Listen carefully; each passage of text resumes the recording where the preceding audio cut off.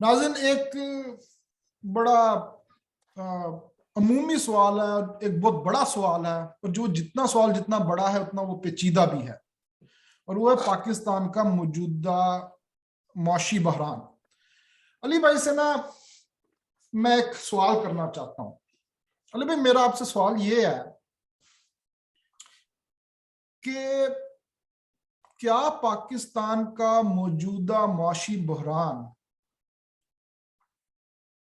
वो मंतकी नतीजा है उस कौमियत के तस्वुर के बहरान का जिसका पाकिस्तान को सामना शुरू दिन से करना पड़ा?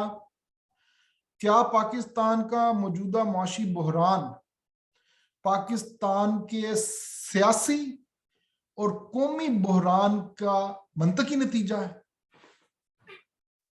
यार बड़ा अच्छा सवाल है और इसी में जवाब भी मौजूद है कि जिस तरह एक कौमी तशख्खुस मजरू हुआ है हमारा, उसी तरह समाजी और माशी तशख्खुस भी मजरू हो गया है। ये सब चीजें आपस में कोरिलेटेड हैं, इंटरलिंक्ड हैं। कोई भी कौम दुनिया में अगर एक कौम की हैसियत से पहचानी जाती है और अपने आप को वो आइडेंटिफाइड करवाती है, लेजिटिमाइज करवाती है कि वो एक डिसिप्लिन नेशन है और एक कौम है, तो उसके लिए जो माशी बहरान है उनकी कोई अहमियत और हैसियत नहीं होती।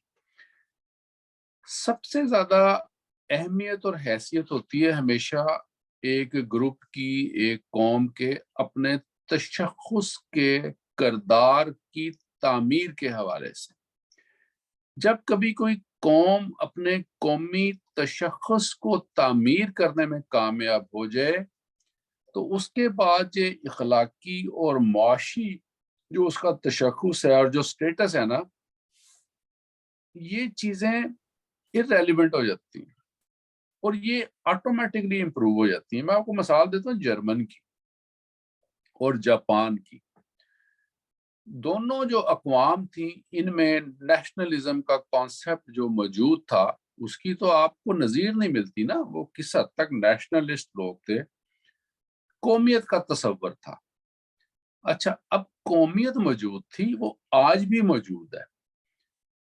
इकट्ठे जो पहले थे वो आज भी इकट्ठे हैं। पहले क्या फर्क था? सिर्फ एक थोड़ा सा नजरियाती असास था जिसकी बुनियाद मजहब नहीं थी, नस्ली इम्तियाज था। इसके बावजूद वो उस वक्त भी डिसिप्लिन में थे, आज भी डिसिप्लिन में है। हुआ ये कि फर्स्ट वर्ल्ड वॉर और सेकंड वर्ल्ड वॉर दोनों जो जंगें थी उनके अंदर जर्मनी भी तबाह बर्बाद हो गया, राख का, बारूद का, लाशों का ढेर बन गया।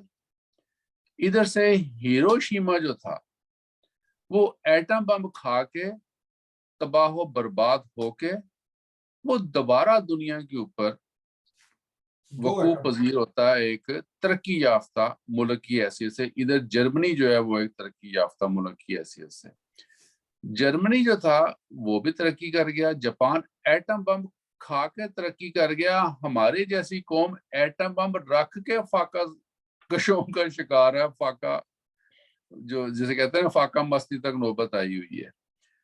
तो जो अहमियत है वो एटम बम खाने में या एटम बम रखने में नहीं है, वो उस तशख्खुस में है। जिस तशख्खुस और जिस हैसियत और जिस नजरियात की बुनियाद पर कोई कौम अपनी हैसियत दुनिया में मनवाने में कामयाब होती है और उसके बाद उस डिसिप्लिन और उस मेहनत के तौर पर, उस मेहनत की वजह से वो दुनिया में अपना लोहा मनवाने में कामयाब होती है, अहमियत उस चीज की है। तो जब आपका तशख्खुस ही कंफ्यूज है तो उसको आपने उसका आगे से क्या अपना तशख्खुस मनवाना है? पाकिस्तान की कौमियत का क्या तशख्खुस है, इसकी क्या तारीख है, और इस तशख्खुस की गहराई क्या है? जरा इस बारे में बताएं। यार देखो ना, इसकी गहराई जो है ना वो तो मजहब है। پاکستان جو تھا وہ مذہب کے نام پر حاصل کیا گیا، اس میں تو کوئی دوسری بات نہیں ہے۔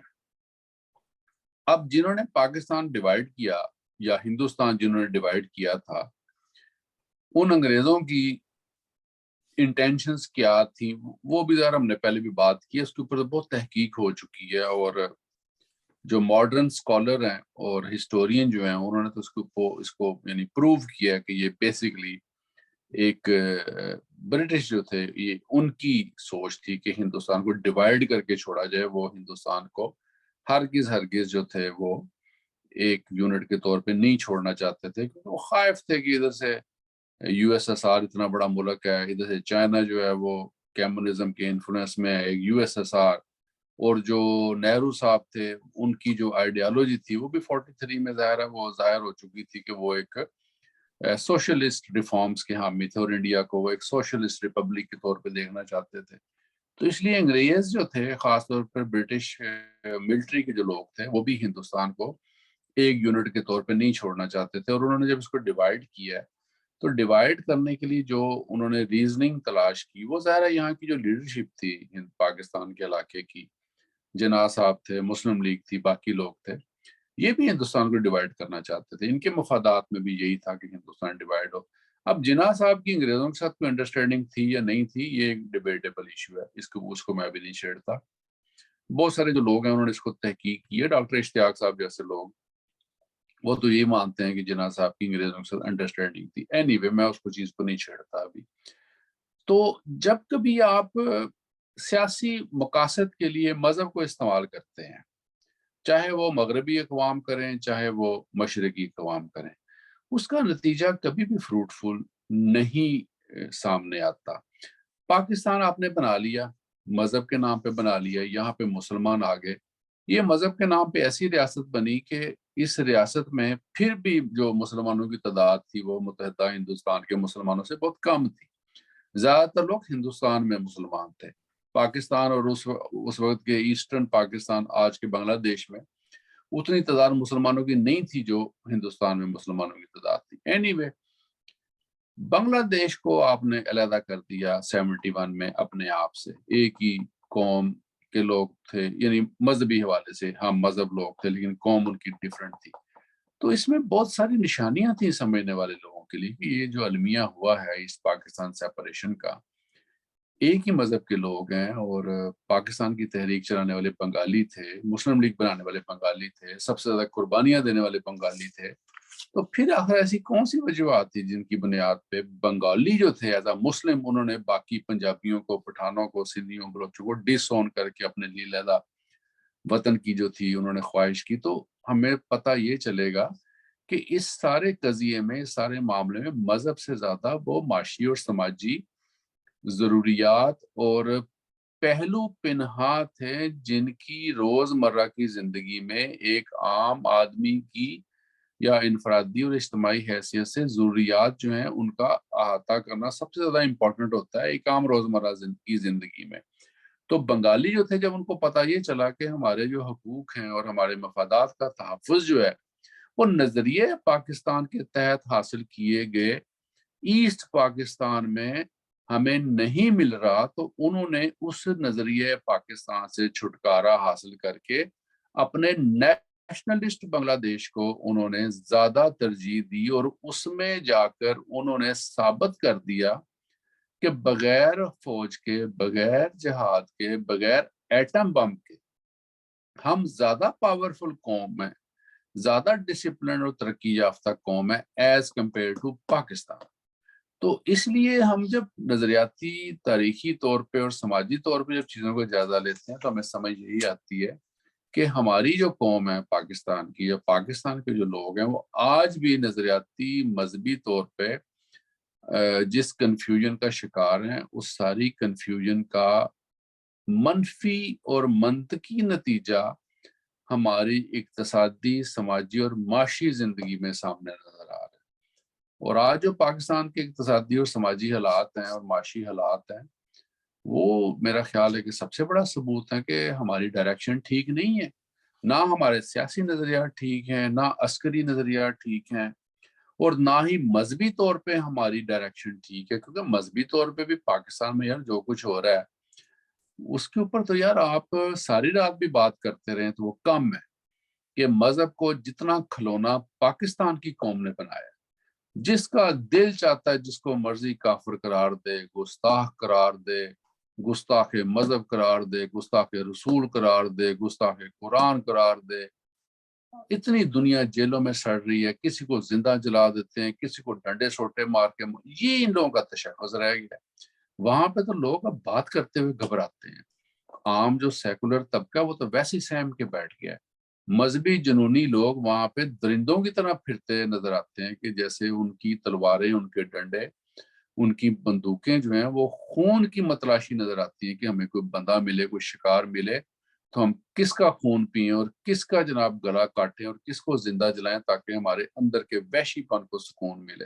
یہ جب نظریات ہوں، جب یہ تشخص ہماری قوم کا سامنے آ جائے، تب آپ کس اقتصادیات کی بات کرتے ہیں؟ پاکستان میں آپ مجھے بتائیں کہ جب خبریں سامنے آ رہی ہوں کہ آج ایک مذہبی جماعت نے لاہور بلاک کر دیا، فیض آباد بلاک کر دیا، اسلام آباد بلاک کر دیا، تو مجھے بتائیں اس ملک میں کس نے آنا ہے وہاں پہ؟ نہ وہاں پہ کوئی پاکستانی آئے گا جو لمبے عرصے سے باہر مقیم ہے، غیر ملکی تو سرے سے نہیں آئے گا نا۔ مجھے یہاں پہ وہ میری اپنی کمپنی میں کچھ انگریز ہیں، ایک دفعہ بات ہوئی تو میں نے ان سے بات کی کہ تم لوگ پاکستان آؤ، وہاں پہ تمہیں میں KKH کی سیر کرواؤں گا، وہاں پہ کراکرم ہے، وہاں پہ بڑی ہائٹس ہیں۔ تو میری بات ساری بات سکون سے سننے کے بعد انہوں نے کہا کہ یار تمہاری باتیں سب ٹھیک ہیں، لیکن پرابلم یہ ہے کہ ہم اپنی زندگیاں بڑی پیاری ہیں، وہاں کی تو خبریں اس قسم کی ہم تو وہاں نہیں جا سکتے۔ میں نے بڑی گارنٹیز دی کہ ایسا کوئی بات نہیں ہے، لیکن ان کا نہیں، سوال ہی پیدا نہیں ہوتا، تم انڈیا لے جاؤ یا ہمیں نیپال لے جاؤ، we are ready to go in India and Nepal, Bhutan لے جاؤ۔ ہاں انہوں نے کہا بھوٹان۔ وہ ایک میرا دوست ہے انگریز، وہ اس نے مجھے تصویریں کل بھیجی، وہ مالدیپ گیا ہوا ہے، ٹھیک ہے۔ تو جو خبریں پاکستان سے آتی ہیں، جو پاکستان کا تشخص ہے، آپ کا کیا خیال ہے وہاں کوئی جائے گا؟ ہم پاکستان میں رہتے ہیں، اور جو خبریں افغانستان سے آتی ہیں، آپ مجھے بتائیں، آپ کبھی خواہش کریں گے کہ آپ کابل چلے جائیں؟ وہاں جا کے فیکٹری لگائیں، وہاں جا کے لیبر ہائر کریں۔ میرا یہ تو بہت دور کی بات ہے نا، فیکٹری لگائیں یا لیبر ہائر کریں۔ صرف وزٹ کے لیے اگر آپ کو میں کہوں کہ یار تمہیں میں کابل لے چلتا ہوں، تو آپ کبھی کہیں گے یار میرے سے تم $500 میرے سے لے لو اور میری جان چھوڑو، یہ کام نہ کرو؟ تو یہی تشخص پاکستان کا بن گیا ہے۔ میں ایک پہلو کی طرف توجہ دلانا چاہتا ہوں، یہ کہ کس طرح قوموں کا تشخص ان کی اقتصادیات کے اوپر اثر انداز ہوتا ہے۔ میرے خیال سن 2007 میں وہ سری لنکا کی کرکٹ ٹیم کے اوپر دہشت گرد حملہ ہوا تھا، اور اس کے بعد کوئی 16-17 سال بعد پاکستان میں انٹرنیشنل کرکٹ دوبارہ ہوئی تھی۔ اس ایک دہشت گرد حملے کا نتیجہ یہ نکلا تھا کہ پاکستان سے انٹرنیشنل کرکٹ ختم ہو گئی تھی، اور پاکستانی کرکٹ ٹیم کا معیار گر گیا تھا، کیونکہ کوئی کھیلنے کو تیار نہیں تھا، کچھ کھیلنے کو تیار نہیں تھا، کوئی آنے کو تیار نہیں تھا۔ یار دیکھو کرکٹ تک بہت چھوٹی چیز ہے نا، میں کرکٹ کی مثال سے بڑی مثال یہ بنانا چاہتا ہوں کہ بالکل اسی طرح یہ فیکٹریاں، یہ انٹرنیشنل فائنینشل سسٹم، یہ انٹرنیشنل بینکنگ سسٹم، یہ بین الاقوامی تجارت، بین الاقوامی لین دین، یہ سب کچھ اس چیز کے اوپر ڈیپینڈ ہوتا ہے کہ بھئی اس ملک کی آؤٹ لک کیا ہے، وہاں مطلب وہاں کے وہ سوچا کیا جا رہا ہے۔ تو مطلب میں 1989 میں گیا گلگت اور ہنزا، 89 کی بات ہے، زیادہ پرانی بات نہیں ہے، چلو 30 سال پرانی بات ہے۔ وہاں پہ جو ٹورسٹ تھے نا، ہنزا میں، سکردو میں اور گلگت میں، 88-89 کی بات ہے، 95% ٹورسٹ جو تھے فارنر تھے۔ ہم لوگ ایک نیٹکو کی بس تھی، ناردرن ایریا ٹرانسپورٹ کمپنی کی بس تھی، اس پہ گلگت سے بیٹھ کے سکردو گئے۔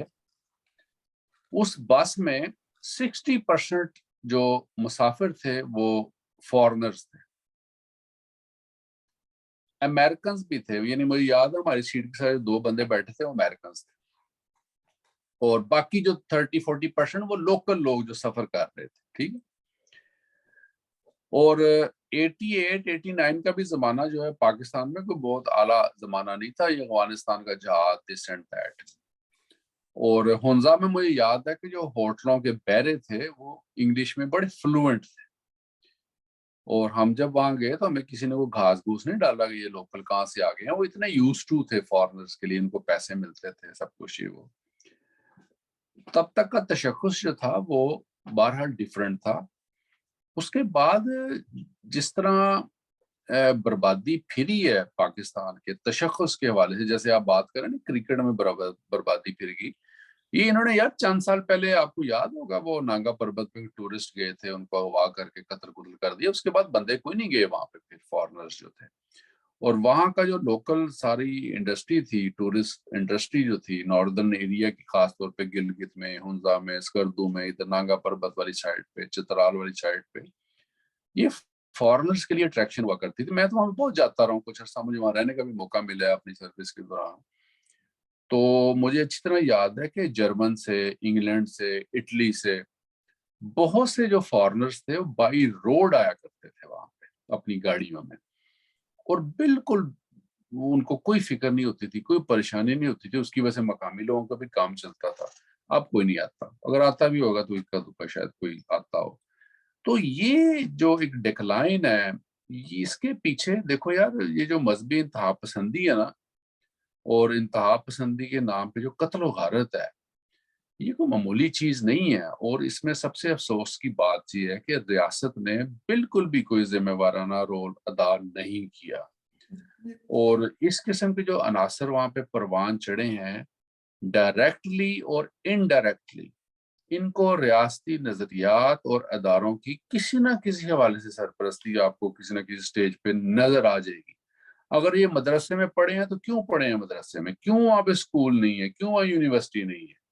اگر مدرسے کا نصاب ان کو ریڈیکل قسم کے نظریات اور آئیڈیالوجی سکھاتا ہے تو یہ کس کا فیلئر ہے؟ یہ ریاست کا فیلئر، نظریات کا فیلئر ہے۔ نظریاتی لوگوں میں، ریاست کے لوگوں میں جرت نہیں ہے کسی مولوی کو جناب یہ چیلنج کر سکیں کہ تم پڑھا رہے ہو، یہ جو بات تم سکھا رہے ہو یہ بات پاکستان کے خلاف ہے، پاکستان کے نظریات کے خلاف ہے، کسی میں یہ جرت نہیں بات کرنے کی۔ علی بھائی ایک منٹ، میں اصل میں جو مقدمہ ہے وہ یہ ہے کہ جب پاکستان بنا تو اس کا ایک نیا قومی تشخص وضع کیا گیا، وہ تشخص تھا مکمل اور مکمل مذہب کی بنیاد کے اوپر، کہ یہ مذہب، ہم ایک قوم ہے مذہب کی بنیاد پہ، اور اس تشخص کو جب وضع کیا گیا اور اس کو ریاستی سرپرستی میں جب امپلیمنٹ کیا گیا تو اس کو امپلیمنٹ ایسے کیا گیا کہ ہر جو سماجی، ثقافتی، تہذیبی، تاریخی، لسانی آئیڈینٹیٹیز تھیں ان کو ڈینائی کیا گیا، ان کو ختم کر کے، مطلب پنجاب اور سندھ اور بلوچستان ان کا ڈی این اے تک انڈیا سے ملتا ہے، مطلب یہ لوگ مطلب ہر چیز جو تھی، لیکن جب ایک نیا قوم اور ایک نئی قومیت کا تصور دیا گیا تو اچھا دو رستے ہوتے ہیں عام طور پہ پروگریسو، ایک ہوتا ہے کہ آپ آئیڈینٹی ایڈ کرتے ہیں، آپ کہتے ہیں جی آپ پنجابی بولو، آپ سندھی بولو، آپ کے تعلقات ہیں تہذیبی، مطلب جو ویداز ہیں وہ ساری کی ساری دریائے سندھ کے کنارے بنی ہیں، مطلب اتنا بڑا تہذیبی اثاثہ پاکستان کے پاس موجود ہے، نہ صرف ہندو مت کا بلکہ بدھ مت کا بھی، مطلب جو ٹیکسلا کی تہذیب، اور پھر کشان امپائر یہاں پہ رہی، اور پھر یہاں پہ ویداز یہاں پہ ڈیولپ ہوئی، اور پھر مطلب یہ تھے، یہ ایک آئیڈینٹی تھی، اس کے اوپر آپ ایڈ کر لیتے ہیں۔ احمد بات یہ ہے، آپ نے بات کی کشان تہذیب کی، بدھ سیولائزیشن کی، دنیا کا پیسفل مذہب، بامیان میں طالبان نے دنیا کے سب سے بڑا جو بدھسٹ ہیریٹیج تھا اس کو انہوں نے ٹکڑے ٹکڑے کر دیا۔ آپ لوگ انہی طالبان کو پیدا کرنے والے ہو، انہی کو ریکگنائز کرنے والے ہو، انہی کو سپورٹ کرنے والے ہو، انہی کو بچانے والے ہو، ان کی حکومت پر دوبارہ شادیانے بجانے والے ہو، باجے بجانے والے ہو، جشن منانے والے ہو، تو آپ کا تشخص پھر کیا ہے؟ آپ کیسے بامیان کو یا بدھسٹ کو یا کشان کو یا چندر گپت موریہ کو اون کر سکتے ہیں؟ دیکھو یہ جو آپ نے بھی بات کی نا کہ یہ علاقہ دیکھو یہ اسی علاقے سے بدخشاں ہو گیا یا ادھر جو افغانستان کا علاقہ یہاں سے تجارت ہوتی تھی پورا پاکستان کراس کر کے امرتسر دلی اور پورے ہندوستان تک قافلے جایا کرتے تھے. یہ آج سے چند ہزار سال پہلے چند سو سال پہلے سب کچھ ہوتا رہا. اب کیوں نہیں ہوتا؟ اب کیوں نہیں ہو سکتا؟ اس کے پیچھے یہی نظریاتی احساس موجود ہے نا. آج ہندوستان آپ کا دشمن بن گیا یا آپ اس کے دشمن بن گئے جو کل تک ایک ہی قوم تھی. میں آپ کو بات بتا رہا ہوں نا یہ جو نظریات ہے نا یا جن نظریات کے اوپر پاکستان کی پوری اساس رکھی گئی یا ریاست کی اساس رکھی گئی عملی طور پر تو یہ نظریہ پٹ گیا sir. Pakistan declare to be fail state. Ali بھائی ایک منٹ, اس جو مقدمہ ہے نا وہ یہ ہے کہ کس طرح ایک نئے قومیت کے تصور نے اس ملک کی معاشیات اور اقتصادیات کو تباہ کیا ہے. میں نا تھوڑی سی مجھے لمبی بات کرنے دیجیے گا. مطلب یا میں اپنی وہ بات پچھلے جوڑتا ہوں کہ یا تو آپ ریلیجس آئیڈینٹی کو on the top of that add کرتے کہ بھئی ہمارے باؤ اجداد ہندو تھے, ہمارے باؤ اجداد یہیں کے رہنے والے تھے اور اب ہم لوگ مسلمان ہو گئے تو مطلب اس طرح. لیکن اس کے برعکس جو طریقہ جو واردات اپنائی گئی وہ یہ کہ کوئی ہمارا لینا دینا نہیں, کچھ ہمارا تعلق نہیں, صرف ایک ہمارا مذہب ہے. مذہب جو اور مطلب پھر اور اس مذہب کی بنیاد پہ پورا نا ایک جو تاریخی پس منظر ڈیولپ کیا گیا کہ مطلب عرب سے تعلق ہے اور ترک علاقوں سے ہمارا تعلق ہے وغیرہ. اچھا اس کا نتیجہ کیا نکلا؟ اس قومیت کے اس تصور کا وہ کیا ذہن سازی کرتا ہے کہ جس کے نتیجے میں لوگوں کی اقتصادیات خراب ہوئی. اور وہ ذہن سازی یہ ہوتی ہے کہ لوگوں کا پھر اس دھرتی کے ساتھ اس زمین کے ساتھ وہ تعلق نہیں رہتا کہ جس کی بنیاد کے اوپر اقتصادی ترقی ممکن ہو سکے. اب میں نا دو تین اگزامپل ذہن میں آ رہی ہے میری. نمبر پہلی جو آپ نے مجھے بتائی تھی کہ جب بڑے غلام علی خان صاحب نے ایک وہ راگ چھیڑا تھا جس کے اندر بہت سارے ہندی کے الفاظ تھے, ذرا آپ یاد کرائیں گے وہ کیا تھا؟ ہاں نہیں وہ مجھے یاد نہیں ہے ویسے بات, لیکن اب اگر آپ کو یاد ہے تو مجھے یاد کرانا. انہوں نے وہ راگ چھیڑا, اس کے اندر بہت سارے ہندی کے لفظ تھے, تو مجمع میں بیٹھے ہوئے لوگ مطلب انہوں نے کہا کہ اب پاکستان بن گیا, اب ہندی نہیں چلے گی, اب اردو چلے. ٹھیک ہے. اچھا یہ کیا فنامنا تھا؟ یہ فنامنا تھا کہ آپ نے وہ بندھن توڑ دیا, وہ اپنی آئیڈینٹی توڑ دی جو اس زمین کے ساتھ تھی. یہ ایک. دوسری بات آپ نے مجھے بتائی تھی کہ آپ نے جتنا عرصہ سول سروس کی ہے آپ نے ایک چیز آبزرو کی ہے کہ کوئی پلاننگ نہیں ہے, ہر چیز ایک ایڈہاکزم کے اوپر چلتی ہے ایک وقتی مسئلے کو حل کرنے کے لیے. تیسری بات یہ کہ ایک مطلب رپورٹیں اکثر آتی رہتی ہیں کہ پاکستان کی بیوروکریسی کی بہت بڑی تعداد یا فارن نیشنلسٹ ہے یا ان کے پاس پی آر ہے, اور یہی حال پاکستان کی ملٹری بیوروکریسی کا بھی ہے. اچھا چوتھی بات میں آپ کو اپنا ذاتی تجربہ بتاتا ہوں. جب ہم نے قائدم یونیورسٹی میں ایم ایس سی کی اور ایم ایس سی کرنے کے بعد میرے کلاس فیلو جو میری طرح مڈل کلاس اور لوڈ مڈل کلاس کے تھے, انہوں نے اسلام آباد کے پوش علاقوں میں جا کے سیکٹریوں کے بچوں کو اور جرنیلوں کے بچوں کو ٹیوشنیں پڑھانی شروع کی. مجھے میرے دوست تراب کی بات آج تک یاد ہے. کہتا وہ پتہ کہو جی گلا کر دینے, کہتا سر وہ اپنے ان کے بچے ہی کہتے تھے یہ پاکستان میں کیا ہے, یہاں تو کچھ نہیں رکھا ہوا, ہم نے تو باہر جانا ہے. یہ قومیت کا ایسا تصور تھا جس نے جو رولنگ ایلیٹ کو وہ سارے دھاگے توڑ دیے جو مجبور کرتے کہ وہ ایسی پالیسیز بنائیں ایسے جو اس زمین کے لوگوں کو اقتصادی فائدہ دیتے. وہ تو مطلب میں نے جو سارا آپ کے سامنے یہ مقدمہ کھینچا ہے نا, وہ یہ کھینچا ہے کہ اس قومیت کے اس تصور نے کس طرح ایک ایسی اشرافیہ کو جنم دیا جس کا اس زمین کے ساتھ کوئی تعلق نہیں تھا. جب اس کا تعلق نہیں تھا تو اس کو کوئی غرض نہیں تھی کہ اس کی اقتصادیات برباد ہوتی ہے, معاشیات برباد ہوتی ہے. تو یہ مطلب یہ ہے سارا میرا مقدمہ. یار آپ نے بڑی اچھی بات کی ہے اور یہ دریا کوزے میں بند کیا ہے. ریئلٹی ہی یہی ہے اور اسی بات کا ہم رونر ہوتے ہیں کہ جب آپ نے ایک ایسا قومی تشخص پیدا کر دیا کہ جس میں سن آف سوائل کا کانسیپٹ ہی کوئی نہیں ہے. کانسیپٹ نہیں. اور جب سن آف سوائل کا کانسیپٹ نہیں ہے تو ہر بندہ یہ کہتا ہے چل اڑ جا رہے پنچھی کہ اب کیوں کیا گانا تھا رفیع صاحب کا کہ چل اڑ جا رہے پنچھی کہ اب یہ دیس ہوا پہ گانا. تو یہ جو بیوروکریسی کی آپ نے بات کی نا یار, پاکستان کی جو سب سے جو کرپٹ جو اشرافی ہے اس کے اندر بیوروکریسی جو ہے سر فہرست ہے, عدلیہ سر فہرست ہے, فوجی افسران جو ہیں وہ بھی ظاہر اس میں ان کا بہت بڑا مدخل ہے. تو اس کی وجہ یہ ہے کہ کسی کے بھی مفادات جو ہیں وہ اس قوم سے وابستہ نہیں رہے, اور ان کو جو تعلیمات دی گئی ہیں اس کے اندر ایک اسکیپ ہے. اس کے اندر اسکیپ یہ ہے کہ آپ کسی بھی وقت کسی بھی جگہ سے ٹویسٹ کر سکتے ہیں اپنے اندر نظریات کی بنیاد پہ, جبکہ جو قومیں اپنے انڈیویجولز کو ایسے نظریات دیتی ہیں جس کے اندر آپ آئیڈینٹیکلی اسکیپ نہیں فراہم کرتے, تو وہی لوگ اپنی ہی زمین کے ساتھ جینا مرنا اور سروائیو کرنا سیکھ جاتے ہیں, اور اسی کے ساتھ ان کی جو ساری وفاداریاں وابستہ رہتی ہیں. میں نے خود آبزرو کیا ہے کہ پاکستان کے اندر جو سب سے بڑا المیہ ہے وہ وہاں کی رولنگ ایلیٹ ہے, چاہے وہ سیاسی ہو, چاہے وہ جسے کہتے ہیں افسر شاہی کی صورت میں ہو.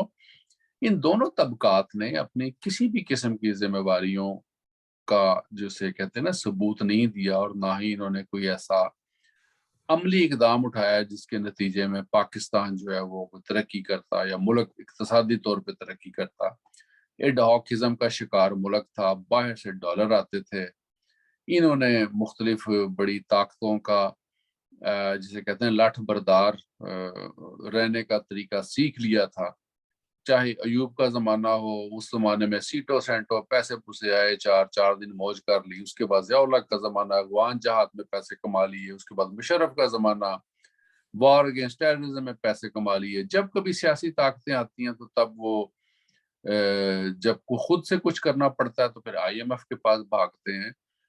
تو سیلف ریلائنس کی پالیسی تو پاکستان نے کبھی اڈاپٹ نہیں کی نا. یہ ہمیشہ ان کی جو اقتصادی پالیسیز تھیں جن لوگوں نے بنائی, انہوں نے ہمیشہ ہاکزم کے اوپر اور ہمیشہ فورن ایڈ کے اوپر بیس کرتے ہوئے اپنی پالیسیز بنائی. دوسری طرف ہندوستان نے سیلف ریلائنس کی پالیسی اڈاپٹ کی.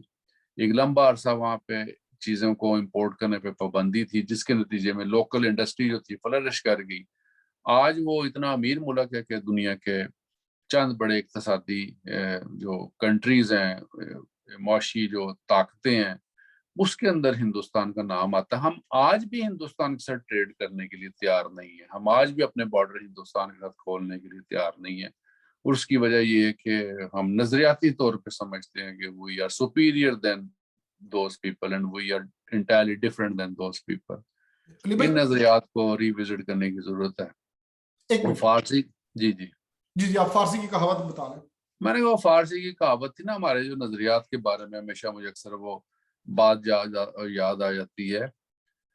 خشت اول گرد نہت میں مار کج, تا سریا نیست بلد تا سریا نیست بلد دیوار کج. کہ اگر وہ خشت اول جو ہے وہ اگر ایک معمار جو ہے اس کو کھڑی کرے گا, ٹیڑھے طریقے سے کھڑی کرے گا یا خشت اول کو ٹیڑھا رکھے گا, تا سریا نیست بلد, کہ اس کو آسمان تک بھی لے جائے گا تو ٹیڑھی کی ٹیڑھی رہے گی.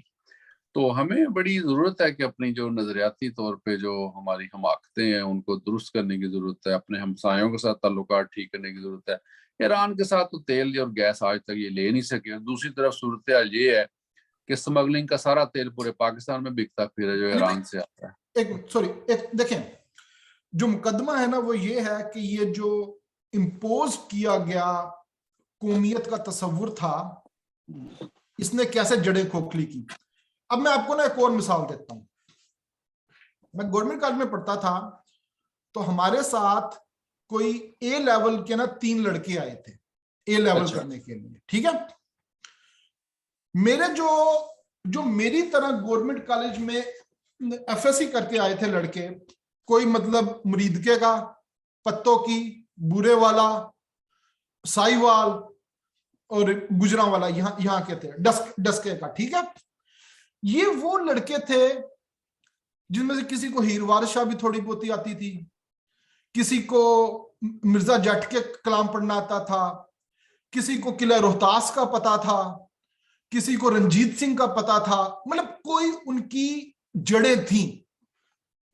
جو میرے ساتھ 3 کلاس فیلو تھے, میرے اے لیول کرنے آئے تھے, علی بھائی ان کی شکلیں مختلف تھیں. وہ مطلب وہ جو اے لیول کرنے والے لڑکے تھے وہ مطلب defence housing D H A کے رہنے والے تھے, وہ بات نہیں تھے کر سکتے ان لڑکوں کے ساتھ. there was nothing in common. ان کی زبان تک مختلف تھی. تھے وہ بھی پنجابی ماں باپ کی اولاد تھے وہ بھی, لیکن کیا حال ہے کیسے ہو اس سے آگے کوئی گفتگو ہو نہیں سکتی تھی, کیونکہ اس کے بعد ان کی انگلش شروع ہو جاتی تھی. وہ ایچ ایس ایم کے پڑھے ہوئے یا پتہ نہیں اس کے پڑھے ہوئے وہ لڑکے تھے, ٹھیک ہے, وہ فار سم ریزن وہ اے لیول سے بی ایس سی کرنے آئے تھے, جو کچھ بھی ان کا سلسلہ تھا, ٹھیک ہے. انہیں کوئی بلے شاہ کا نہیں تھا پتا, انہیں کوئی ہیر وارث شاہ مطلب کوئی انہیں دلہ بھٹی کا نہیں تھا پتا, نظام لوہار کا نہیں تھا پتا, ٹھیک ہے. ہاں آپ دلے بھٹی کو روتے ہیں, انہیں دادے پردادے کا بھی پتہ نہیں ہوگا. ہاں اگر انہیں پتا تھا تو میکاویلی کے پرنس کا پتا تھا, شیکسپیئر کے ڈراموں کا پتا تھا, آٹو ون بسمارک نے کیسے جرمنی کو یونائٹ کیا اس کا انہیں پتا تھا, ٹھیک ہے. یہ وہ 3 لڑکے تھے جنہوں نے آگے جا کے پاکستان کی رولنگ اشرافیہ بننا تھا, جنہوں نے آگے جا کے پاکستان کی پالیسیز بنانی تھی. نمبر 1 بات ایک, ٹھیک ہے. تو کس طرح ایک امپوزڈ کردہ قومیت کے تصور نے مطلب وہ جب تانے بانے توڑ دیے تو اس کے نتیجے میں کیسی نسل پروان ہوئی. ٹریجڈی دیکھیں آگے, ٹریجڈی دیکھیں, ٹریجڈی کیا ہے. میرے ساتھ جو لڑکے گورنمنٹ کالج میں گئے, پھر انہوں نے کاظم یونیورسٹی سے کی, اکثریت نے سی ایس ایس کیا, اور اکثریت بڑے اعلیٰ عہدوں پہ سکت پہنچی ہوئی ہے, ٹھیک ہے. اور ان کے بچے اسی طرح, میرا نہیں خیال کہ اب وہ پنجابی بھی بول سکے, ان کے بچے انہی 3 لڑکوں کی طرح مطلب اسی رستے پہ. یار پاکستان کی بربادی میں یہ سی ایس ایس کرنے والوں کا بہت بڑا ہاتھ ہے نا احمد. سی ایس مطلب بہرحال ہماری جو ساری بحث اس کا نتیجہ یہ ہے کہ جو ایک امپوز کردہ آئیڈینٹی ہے نا, وہ اگر آپ کی مٹی سے تعلق کو توڑ دیتی ہے تو اس کا نتیجہ پھر ریاست کی معاشی بربادی کی صورت میں نکلتا ہے, جو اس وقت ہے. بالکل ایسے ہی. میں یہ بھی پاکستان سے ہو کے آیا ہوں, واپس آیا ہوں 21 مارچ 2023 کو واپس آیا ہوں. ڈیفینس گیا, جس دن میں واپس آ رہا تھا نا, وہ ڈیفینس کے پاس ایئرپورٹ ہے, تو وہ میں وہاں کسی سے ملنے گیا. وہ ایک ہمارے سابق باس ہوتے تھے میجر تنویر صاحب, تو میں ان سے ملنے گیا. تو واپسی پہ میں نے کہا چلیں 1-2 چیزیں میں لے لوں یہاں سے دکان سے. کوئی ڈیفینس کا کوئی فیس تھا, پتہ نہیں کون سا تھا. تو وہاں گیا تو ایک لڑکا آگے کھڑا, تو جیسے عادت ہوتی ہے ہر جگہ, کیا آپ نے اردو کا گلا گھونٹنا, تو میں عام طور پہ پنجابی میں ہی بات کرتا ہوں. یا تو چلو ہم اردو میں بات کر لیتے ہیں. تو میں نے اسے پنجابی میں بات کی لڑکے سے. میں نے کہا یار یہ فلانی چیز تیرے کو لے گئی ہے, تو میں نے دکھا نا. یار اس بندے نے نا بڑی حقارت سے مجھے دیکھا, لڑکا تھا کوئی نوجوان. اچھا پھر اس نے مجھے کہہ دیا, کہتا مجھے پنجابی نہیں آتی جی, اردو میں بات کریں انگریزی میں بات کریں نا. تو بہرحال بات یہ ہے کہ یہ ایک المیہ ہے. ماسٹر تارا سنگھ نے جو مسلمانوں نے کہا تھا نا کہ پنجاب پاکستان میں جائے گا, تو ماسٹر تارا سنگھ نے اعتراض کیا تھا کہ جو قوم اپنی زبان نہیں بولتی وہ دعویٰ کیسے کرتی ہے زمین کے اوپر حق کا. اور یہ دعویٰ اس کا مسلمانوں کے بارے میں تھا. ہم نے اس پہ بات کی نا پنجابی نیشنلزم پہ, کہ پنجابی ہندو جو ہے وہ بھی پنجابی زبان اور کلچر سے محبت کرتا ہے. پنجابی سکھ تو پنجابی زبان اور کلچر کو اپنا مذہب سمجھتا ہے, جبکہ پنجابی مسلمان جو ہے وہ پنجابی ہونا اور پنجابی کلچر اور پنجابی زبان کو, خاص طور پہ جو مشرقی پنجاب سے یہاں آیا ہے, وہ تو گناہ سمجھتا ہے.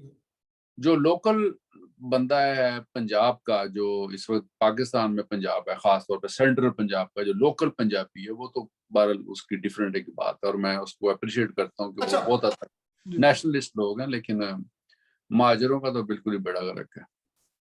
میں ایک اور مطلب جو ہمارا مقدمہ ہے نا اس کے اندر ایک اور دلیل ڈالنا چاہتا ہوں، اور وہ یہ ہے کہ ابھی جن میں نے بتایا نا کہ مطلب وہ جو میرے 3 کلاس فیلو تھے جو اے لیول کرنے آتے جن کو مطلب کچھ زیادہ نہیں تھا پتا پنجاب کی تاریخ کا، ٹریجڈی المیہ آپ یہ دیکھیں کہ پتوں کی بورے والا ڈسکا سے جو بندے آ رہے ہیں انہیں بھی اگر وہ بھی 3 نسلیں پیچھے جائیں گے نا تو وہ بھی سعودی عرب پہنچ جاتے ہیں۔ ہاں ہاں، وہ آپ دیکھو پنجاب میں اکثر گھروں میں آپ کو نظر آئے گا وہ مطلب ابدالی منزل، غوری منزل، غزنوی منزل، خان منزل، برلاس منزل، مطلب وہ مطلب سید منزل۔ ٹریجڈی جو ہے وہ یہ ہے کہ جو جس کا جس زمین سے بھی تعلق ہے وہ بس 100 سال پرانا ہی ہے، بس مطلب 100-200 سال پرانا ہی ہوگا، مطلب ایک اون کرنا اس زمین کو کہ جی نسل در نسل ہم یہاں رہے ہیں۔ اب میں نے ایک اور چھوٹی سی بات کرتا ہوں، آپ نے مجھے بات بتائی تھی کہ اسلام آباد میں کسی مطلب یا کسی شہر میں چلے جاؤ تو کتے اور بلیوں کی انٹرنیشنل خوراک مل جاتی ہے، اور جو بنیادی ضرورتیں لوگوں کی وہاں پوری نہیں ہو رہی، تو یہ کتے اور بلیوں کی انٹرنیشنل خوراک کیسے مل جاتی ہے؟ اس کے اوپر تھوڑا سا سوچنا چاہیے۔ وہ ایسے مل جاتی ہے کہ یہ جو ہم نے نسل پیدا کی جو پاکستان کے ریاستی تعلیمی اداروں میں ریاستی نظریہ قوم لے کے پروان چڑھی، جب وہ رولنگ سطح پہ پہنچی، وہ سیکٹری صاحب کے سامنے سمری آتی ہوگی نا کہ کن کن چیزوں کے اوپر چھوٹ دینی ہے اور کن کن چیزوں کے اوپر ٹیکس لگانا ہے، تو اس وقت جو بندہ اس قومیت کے تحت پڑا ہوتا نا اس کو اسے کوئی غرض نہیں ہوتی کہ میں مطلب اگر یہ کتے بلیوں کے اوپر ٹیکس لگا دوں گا تو اسے کوئی آمدنی ہو جائے گی اور اسے غریبوں کا فائدہ ہو جائے گا، وہ کہے گا کتے بلیوں کے اوپر فارغ کرو کیونکہ میرا جس طبقے سے تعلق ہے اس کے لوگ بڑے کتے بلیاں پالتے ہیں، ان کے لیے آسانی ہو۔ تو یہ ہے وہ سارا چین آف کمانڈ، چین جس کی وجہ سے آج پاکستان مطلب اس معاشی حالت میں میں یہ سمجھتا ہوں۔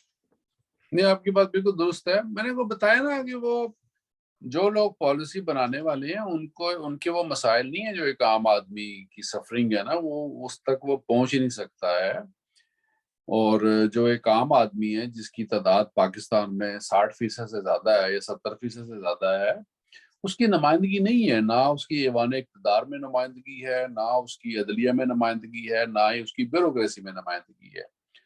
اور خوش قسمتی سے ان میں سے کوئی بندہ اگر اوپر والے طبقے میں چلا بھی جائے تو وہ احساس محرومی اور احساس کمتری کی اس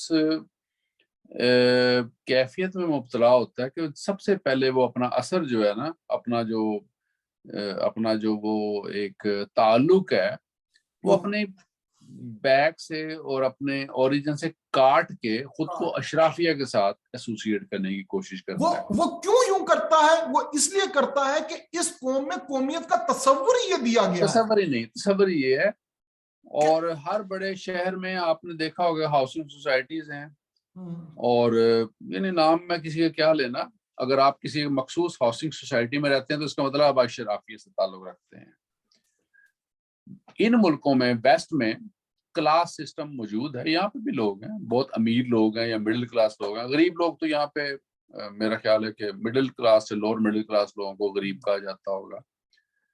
لیکن پاکستان میں میں نے یہ آبزرو کیا اور کئی دفعہ یہ بات بھی کی ہے کہ مڈل کلاس میں بھی 5 طبقات ہیں، لوور مڈل کلاس میں بھی کئی طبقات ہیں، پور کلاس میں بھی کئی طبقات ہیں۔ وہاں پہ جھگی واس، ٹپری واس، خانہ بدوش سے کلاسیں شروع ہوتی ہیں، کرائے کے مکان، کچا مکان، پکا مکان، اچھی کالونی میں مکان، درمیانی کالونی میں مکان، بڑی کالونی میں مکان، 50 گز کا پلاٹ، 100 گز کا پلاٹ، اتنی زیادہ ڈیفرینشیٹ کیا گیا کلاسز کو، اور اسی طرح طبقاتی تقسیم، اور اسی طرح پھر ایجوکیشنل سسٹم، اس طرح سماج تقسیم کیا گیا یا اس طرح سماج تقسیم ہوا ہے کہ ہر شخص جو ہے وہ دوسرے سماج کو یا اپنے سے اوپر والے لیول کو دیکھ کر अपनी महरूमी को दूर करने की कोशिश करता है दूसरे समाज में स्विच होने के चक्कर में, ठीक है।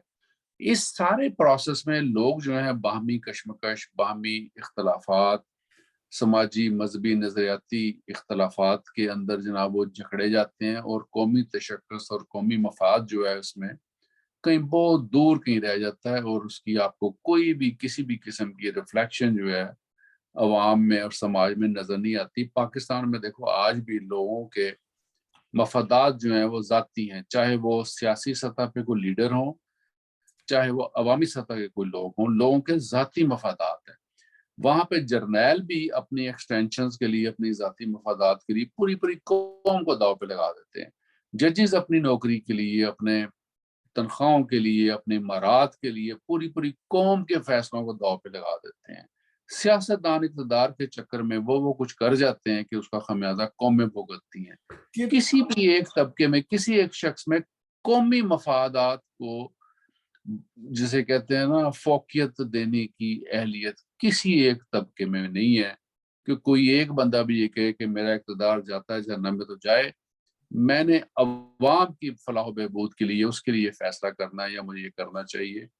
आज तक कोई भी लीडर पाकिस्तान का जो है वो हिंदुस्तान के साथ तजारती ताल्लुकात कायम नहीं कर सका, ईरान के साथ तजारती ताल्लुकात कायम नहीं। हिंदुस्तान के साथ देखिए कितने मजे की बात है कि हिंदुस्तान के साथ ताल्लुक कायम करेंगे तो कौमियत के उस तस्वुर की नफी होती है कि जिसकी बुनियाद के ऊपर, मैं वही तो बात कर, 2 नंबर तस्वर है ना सारा। हाँ, मतलब समाज को बर्बाद करके रख, मतलब वही बात मैं कर रहा था। और बहरहाल अली भाई ये मौजूद बड़ा जबरदस्त है, बड़ा मजे का, हम बड़ी देर बात कर सकते हैं, लेकिन मेरा ख्याल है कि इतनी गुफ्तगू काफी है। तो शुक्रिया बहुत बहुत अली भाई आपका। तो नाज़रीन आपने हमारी गुफ्तगू सुनी, आपको कोई भी एतराज, कोई भी सवाल हो जरूर करें। बहुत मतलब ये एक इस वक्त इस सवाल को एड्रेस करने की सबसे ज्यादा जरूरत है। यार मैं एक बात आपको करता जाऊं, एक आदमी था वो पाकिस्तान में मिला, सियासी बड़ा बंदा था, वो किसी जमाने में मेंबर भी रहा, नाम मैंने उसका क्या लेना। बात हो रही थी बांग्लादेश की, तो मुझे कहता देखो जी बांग्लादेश ने बड़ी तरक्की कर ली, $75 अरब दे उन्होंने फॉरेन रिजर्व ने, आज जो साढ़े नाल होंदा ते साढ़े $80 अरब दे फॉरेन रिजर्व बने सी, ठीक है। ये तशक्कुस है हमारा। ओके अली भाई शुक्रिया बहुत बहुत। ओके नाज़रीन, खुदा हाफिज।